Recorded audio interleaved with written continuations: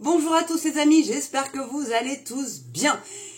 J'ai envie un petit peu de partager cette bonne nouvelle avec vous. Figurez-vous que Madame Hidalgo renonce à se représenter pour un 3e mandat. Oui, je pense qu'elle a vu le vent venir, effectivement. Elle s'est dit que bon, vu la merde qu'elle a foutue, elle a quand même réussi à endetter la ville de Paris à hauteur de 10 milliards. Oui. Elle a réussi l'exploit. Entre les travaux, les JO, etc.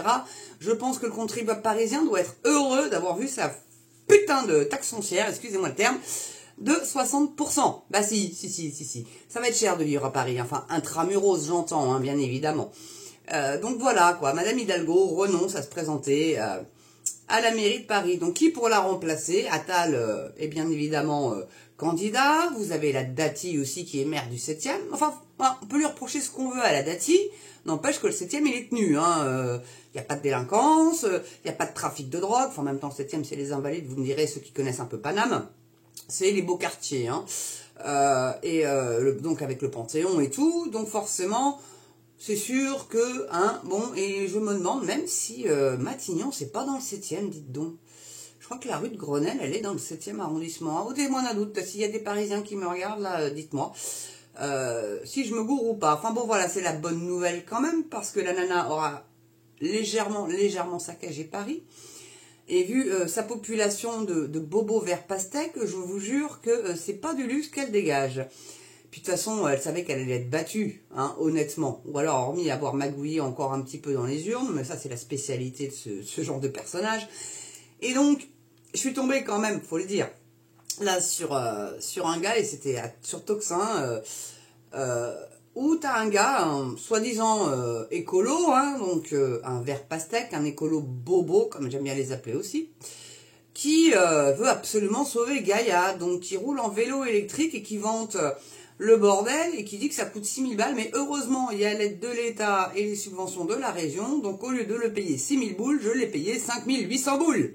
Le truc de 200 balles d'offert. Oui, bon, d'accord. C'est bien, t'as fait des super économies, mon garçon. En attendant, c'est le fruit du contribuable qui te le fait payer 200 boules moins cher. Voilà. Donc, on porte réclamation pour 200 boules, hein, quand même. Hein. Mais, non, mais sans déconner. Merde, alors. Non, mais enfin, franchement, le mec va après se file, hein, en train d'aller dans une épicerie, je pense plus. Hein, c'est pas, il n'y a pas de supermarché de grande surface dans Paris. Et il montre des carottes françaises, hein, mais bon, c'est industriel, donc c'est caca. Et après, il montre un gingembre qui, lui, vient de Chine. Mais comme c'est une culture... écologique et responsable, là, ça c'est bien. Non, ça vient par avion ou par cargo, ça pollue pas du tout. Enfin, le mec a rien compris à l'écologie. Je vous jure que j'ai juste envie de péter un plomb avec les verts pastèques. J'en peux plus de ces gens-là. Je n'en peux plus. Donc après, bon, bah, quand Hidalgo va partir, à voir qui va la remplacer. Hein. Oh, il y a plein de gens qui se bousculent au portillon. Ah, merde. Ah, crotte, zut. Bah, j'avais ma lampe torche, elle n'est pas suffisamment rechargée. Je suis désolée, ouais. Alors, attendez, je vais reprendre mon écran blanc, là, que j'avais... Ah oui, parce que sinon, vous ne me voyez plus, voyez. Bah non, vous ne voyez plus. Ah bah non, écran blanc. Voilà, et hop, tac, hop. Non, mais ça va me mettre comme les propositions, ça va être tout en blanc. Allez, à couche. Enfin, en attendant, vous... Ah, voilà. Eh ben voilà, bah, va falloir que je fonctionne comme ça. Parce que mon anneau lumineux, bah, j'en ai toujours pas recommandé. Non, j'ai pas recommandé. Enfin, sinon, de quoi je voulais vous parler, hormis Anne Hidalgo, là, qui s'est quand même bien foutu de la gueule du contribuable avec son petit voyage à Tahiti. Hein. Puis bon, bah, qui se gaffe quand même, hein. Même si elle achète ses godasses au bon marché... elle habille en Dior, hein, la meuf, hein, ou en Saint-Laurent. Hein. Voilà, bah, c'est vrai qu'il faut qu'elle représente quand même la France, mais mon meuf, vu le salaire que t'as, est-ce que tu peux pas te le payer toute seule, ta petite robe Chanel ou ton petit truc Yves Saint Laurent? Non, je sais pas, je demande. Comme ça. Non, parce que bon, ça suffit, quoi, au bout d'un moment, hein, ces petits gueuletons, ces machins et tout, elle est bien contente, elle vit aux frais, en fait, de la princesse, donc nous, hein. Et après, c'est les gens qui sont au RSA qui sont des assistés. Mais le RSA, c'est pas 3000 boules par mois. Hein. Fait encore 3000 boules, maire de Paris, je sais pas combien elle touche, mais à mon avis, ça doit être bonbon. S'il y a quelqu'un qui sait, tiens, dites-moi dans les commentaires, j'ose même pas aller regarder sur Google. Si, on va regarder sur Google. Attends. Ah si, on va aller regarder sur Google. On va vous faire plaisir. Alors, bougez pas. Salaire. Maire de Paris. On va faire maire de Paris. Parce que bon, il n'y a pas eu qu'Hidalgo, en fait. Alors, on va attendre que ça vienne. Ouais, offre d'emploi, non, c'est pas ça que je veux. En fait, du coup, c'est le salaire. C'est le salaire. Ah, bon, bah, ça va être Hidalgo, ok. Ah, il y a les adjoints aussi, dites donc. Oh! On peut dire qu'ils touchent des temps que ça, les adjoints, hein, je sais pas, moi. Alors, son très beau salaire révélé. Bah, vas-y, attends, parce que c'est un article de la Dépêche. Alors, attends, est-ce qu'ils vont nous donner le chiffre? Ah, non!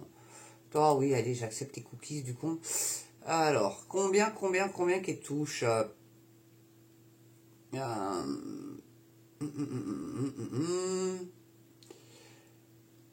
Alors, donc, 6 500 € net.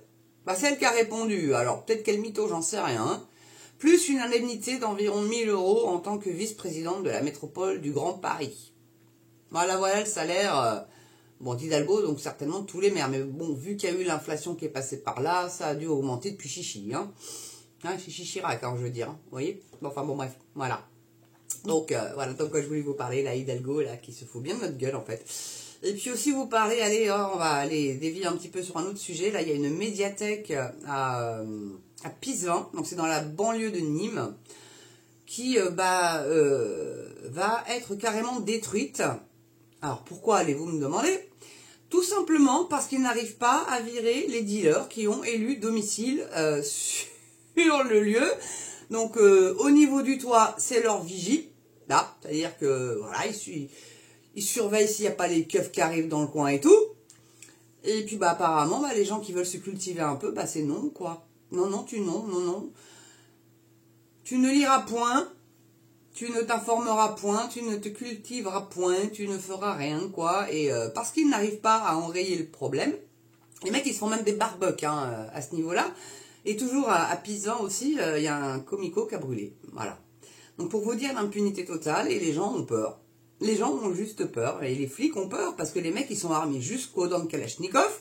Les pauvres flics, eux, ils ont juste un petit revolver ou un automatique, je sais pas trop l'arme du nom, enfin, je connais pas le nom de l'arme des policiers, mais rendez compte quand même, ils vont, parce qu'ils n'arrivent pas à enrayer le problème des narcotrafics, ils préfèrent détruire le bâtiment, afin que les dealers aillent trouver un autre endroit, qu'il faudra aussi détruire du coup.